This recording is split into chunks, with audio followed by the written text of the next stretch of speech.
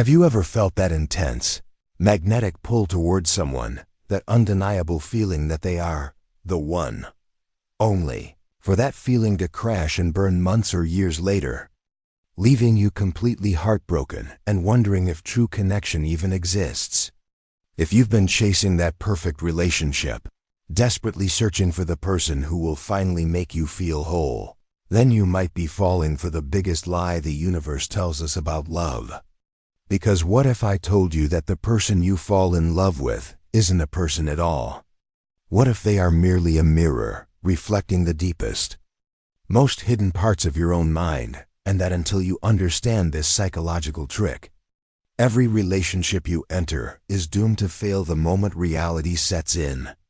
Stick around, because today we are diving deep into the terrifyingly brilliant mind of Carl Jung to uncover why all your epic love stories start feeling like psychological warfare, and how you can stop the cycle right now. Hello, everyone, and welcome back to the channel.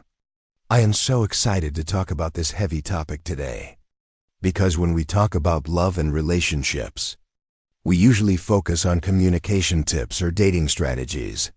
But Carl Jung gives us a far more foundational and frankly scarier view. He posits that the initial rush of attraction, that feeling of destiny, is not fate calling. It is your unconscious mind projecting its internal image of completeness onto an unsuspecting human being. We don't see them. We see the hole inside ourselves that we desperately need filled, and that external person becomes the perfect screen for our internal movie. Jung called this phenomenon, which dictates almost all initial attraction, the projection trap, and understanding it is the first step toward genuine, lasting partnership. This projection mechanism is fundamentally driven by what Jung termed the anima and the animus. For men, the anima is the repressed, internalized feminine energy and image of the soul, while for women, the animus is the internalized masculine principle. Because society forces us to conform to rigid gender roles, men must be strong, women must be nurturing, we push our contrasexual side into the unconscious. This creates a psychological vacuum, a profound sense of incompleteness that demands resolution. When we meet someone who seems to embody these missing qualities, our psyche screams, "That's it. That's the missing piece of me." The initial, electric chemistry we feel when meeting a potential partner is essentially the anima or animus whispering, "Look, there is the person who holds the keys to your wholeness." This deep, unconscious need for internal balance is mistakenly externalized. We are not truly attracted to the person's personality or history. We are attracted to the psychological cargo they carry that seems to match our missing internal counterpart. Think of the shy, intellectual man who is immediately drawn to the wild, free-spirited woman. He is projecting his suppressed anima, his inner feeling, intuition, and emotional spontaneity onto her. Viewing her as a savior, this explains why the honeymoon phase feels so utterly perfect and fated. During these early months, the projection is running at 100%. We have effectively blinded ourselves to the person's flaws, because admitting they are imperfect would shatter the illusion of our own psychological completion. We have given them the immense impossible job of carrying our ideal self, our internal god or goddess. We don't see Jane or John.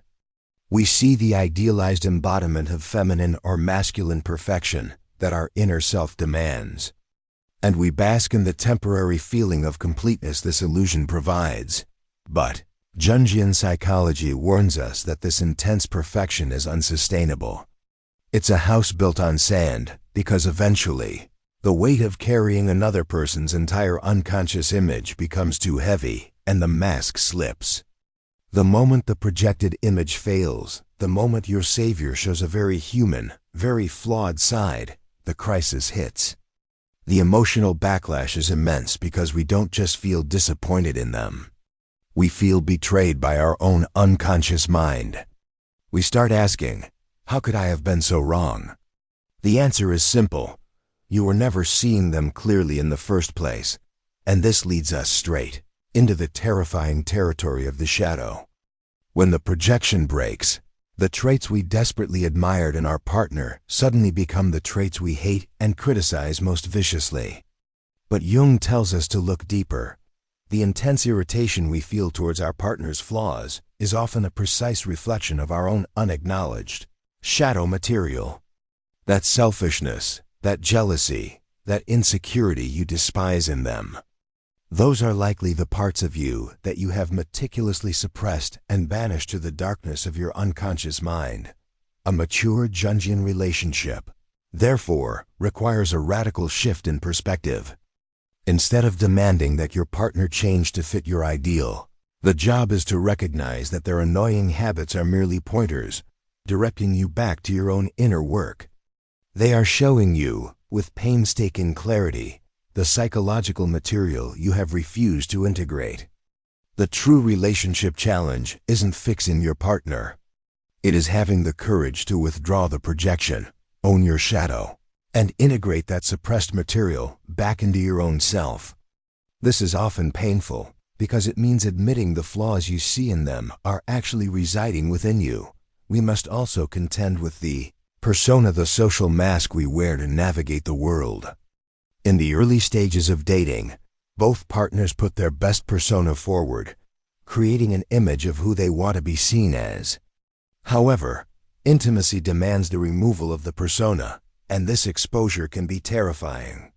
When two people are simultaneously trying to maintain their perfect public facade, while dealing with the messy reality of their partner's naked psyche, friction is inevitable. True love, according to Jung, is what happens after the persona has been shredded and the underlying, authentic self-warts and all is finally revealed. This entire process points toward Jung's overarching concept of individuation, the lifelong journey towards psychological wholeness. Jung stressed that you must become an individual, a psychologically complete unit, before you can truly enter a conscious relationship. A relationship between two people who have not individuated is simply two halves trying to make a whole, a codependent dynamic doomed by the impossible expectation that the other person must complete you. True love is not about two incompletes finding each other. It's about two wholes choosing to share their separate journeys. This is why, friends, Jung suggests that relationships aren't necessarily meant to make us happy. They are meant to make us conscious. They serve as psychological crucibles, sacred battlegrounds where we confront our greatest internal fears and psychological deficits, because our partners are perfectly positioned to trigger them.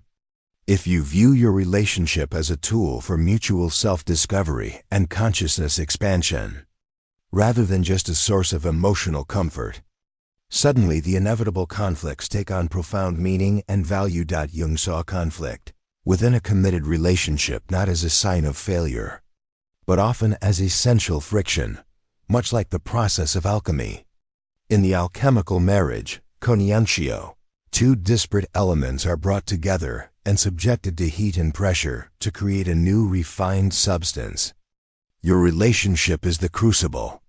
The heat is the conflict, and the refined substance is the deeper, more conscious individual and the resulting mature bond. If you run from every conflict, you are running away from your own opportunity for profound personal transformation. This lens helps us dispel the harmful modern myth of the power couple or the flawless, harmonious pairing. Jung knew that a deep, mature relationship is not defined by the absence of struggle, but by the commitment of two imperfect individuals to work through their inevitable psychological clashes with honesty and intentionality. The goal isn't blissful unity where you never argue. The goal is relentless self-awareness and the courage to own your half of the shared emotional space, acknowledging that many of your demands on your partner are just unfulfilled demands on yourself, the most crucial step in transcending the projection trap is what Jung called the internal alchemical marriage, or coniunctio. This means consciously integrating your anima, if you are male, or animus, if you are female. You must actively nurture and develop the contrasexual qualities you previously sought externally. If a man integrates his anima, he becomes more in tune with his emotions and intuition. If a woman integrates her animus, she harnesses her assertive, structuring power. This internal union removes the desperate need to project that completeness onto an external partner. When you achieve this internal wholeness, your external relationships change radically. They stop being driven by need, dependency, and the terrified search for the missing piece. Instead, they become a conscious choice, an overflowing of two complete cups, rather than two empty cups desperately trying to siphon water from each other. You no longer expect your partner to be your therapist, your parent, or your savior. You allow them to be merely a fellow traveler on the path, which ironically creates space for profound, authentic love to finally emerge. We are talking about the transition from what Jung would view as immature love to mature love. Immature love says, "I love you because I need you to make me feel whole." This is the projection stage, based on fantasy and dependency. Mature love, on the other hand, says, "I love you because I value who you are. And I choose to be with you, even though I am already whole without you." This is the love of two integrated individuals, which is a rare and beautiful thing because it is built on reality, not expectation. So, here is a practical takeaway, friends. Something you can start doing today to apply this deep knowledge. Start observing your projections right now. Pay attention not only to who you are intensely attracted to, but also to who irritates you the most. That coworker, that relative, that specific annoying habit in your partner, whatever triggers a huge emotional reaction in you is likely a hook for your own shadow material, or an intense anima animus projection. Journal about it.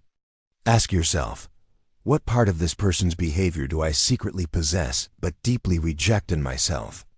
We must also reevaluate the cultural baggage surrounding the term soulmate. Jungian theory would suggest that the person we call a soulmate is often the person who most accurately holds the key to our unintegrated shadow and anima animus. They are not sent to make our lives easy. They are sent to ignite the necessary psychological warfare required for individuation. Viewing a partner as your soulmate is often just another way of placing an impossible psychological burden on them, demanding that they fulfill a destiny that only you can fulfill for yourself. Ultimately, the great paradox of Carl Jung on love is this: to find profound, lasting external love, you must first stop looking for it externally. The love story you crave is happening inside you right now, between your conscious ego and your unconscious mind, between your persona and your shadow, between your anima and your animus. When you take responsibility for your own wholeness, withdrawing all those heavy, impossible projections, you finally free your partner to be exactly who they are, a flawed, beautiful human being, and that is the moment genuine. Mature love becomes possible. Wow, that was a heavy, but incredibly necessary dive into the psyche. If this deep dive into Carl Jung's psychological secrets helped you look at your relationships in a completely new light, please do me a huge favor. Hit that like button, because it tells the algorithm that this kind of conscious content matters. Let me know in the comments section below, what projection are you ready to withdraw today? And as always, remember to subscribe and share this video with any friend who is tired of chasing the illusion of the perfect love. Thank you so much for joining me on this journey into the unconscious, and I will see you all in the next video.